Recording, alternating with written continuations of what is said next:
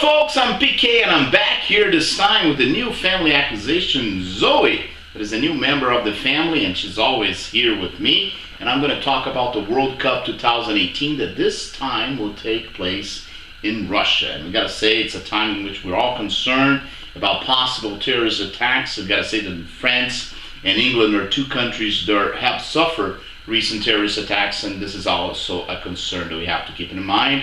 We also have to keep in mind the possibilities of a war in North Korea with the United States, with Donald Trump, also the problems that Russia lives along with Putin.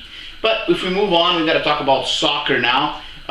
It's a World Cup that has, I would say, three teams, three squads that are stronger than the rest. We have Brazil, Spain, and Germany. We got to remember the fiasco, after the fiasco, the great fiasco, the 7-1, the Brazil lost to Germany, playing at home in a match that I think it should deserve a thorough investigation.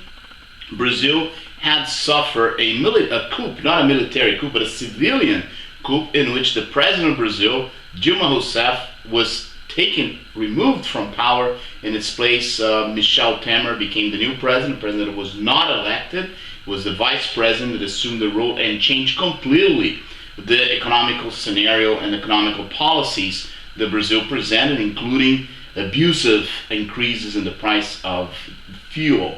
Brazil is going through a terrible crisis, a crisis that actually has never taken place in Brazil in its history, when there's a lot of hate between classes, hate, ideological hate, and everything else. There's a big clash in Brazil, but Brazil's coming up with a strong team. We've got to remember that the Brazilian Confederation of Football, CBF, is a private enterprise, and a private enterprise that has kind of favored the politicians on the right side. In this case, Michel Temer, the new president, is a politician on the right side. Right after the removal of Dilma Rousseff, Brazil trained coaches. Before was Dunga, who had actually never done anything good for Brazil as a coach. A good player that had completely failed as a coach, became again the national coach, and Brazil was not qualifying for the World Cup. Dunga was removed. After that, Tite assumed the position of coach, and Brazil did not lose any single match, just kept with a winning streak to get and qualify for the World Cup in a very, very easy way, we gotta say. But Brazil is one of the top, one of the top three contenders for the title, that along with Spain and Germany. Brazil has a very strong side on the left side, Felipe Coutinho, Neymar, and Marcelo. Doesn't have a creative midfielder. They have three players there, the more defensive midfielders in the middle. But it's a very strong team, a very competitive team, and I'd say, along with Spain, that comes up, in my opinion, the strongest squad at all, with players such as David Silva, Iniesta, Thiago, Piqué, and of course Isco, which is part of the renewal of the team. I think Spain is a very strong team. They're probably playing the better looking soccer throughout the world at this time. Of course, Germany, with this pragmatic soccer, was a team that won the World Cup the last time. Didn't present us with an amazing soccer. I didn't think that they did play phenomenally well, but they won the cup, and they kept the same players such as Klose, and especially the most important players such as Klose, Ozil, Müller, and Neuer, which is maybe not be the starting line, but is back again. And they have new players like Hector, Hummels, and the defense is back as well. So they kept most of the players, and Germany just qualified with flying colors in its group, and it's going to be a very, very strong squad for this World Cup. I'd also like to say Mexico presents probably the best soccer team in his history. I would say Mexico is probably the fourth leg in this World Cup, the fourth strongest team, fourth strongest squad that will be playing soccer in this World Cup, with players like Carlos Vela, like Chicharito. Carlos Vela is an amazing player, attacking midfielder with a great left foot, and have Chicharito. They have Jonathan Santos, which is brother of Giovanni Santos, who already played very well in the last Cup. The greatest keeper, I think probably one of the greatest keepers in the world, which is Ochoa at this time. Great defensive player in Araujo, and Andrés Guardado, who's going to be back for his third World Cup.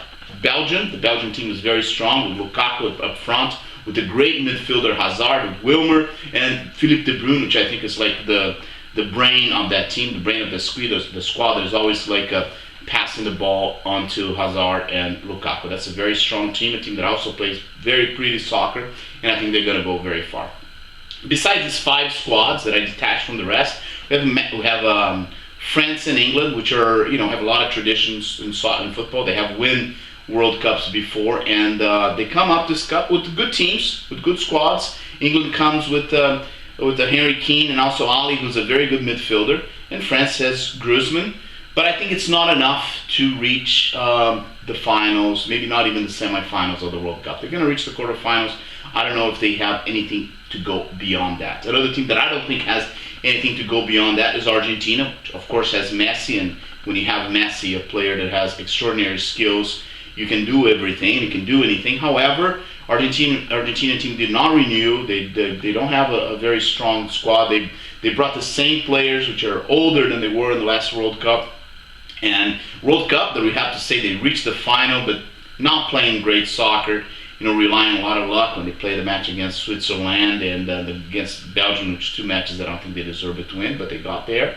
And they qualified for the final that they ended up losing to Germany. I don't think Argentina will repeat that this World Cup. Portugal also, with Ronaldo, they have Sanchez, which is an amazing player, but I also don't think Portugal is going to get to that level. And of course, we have Peru.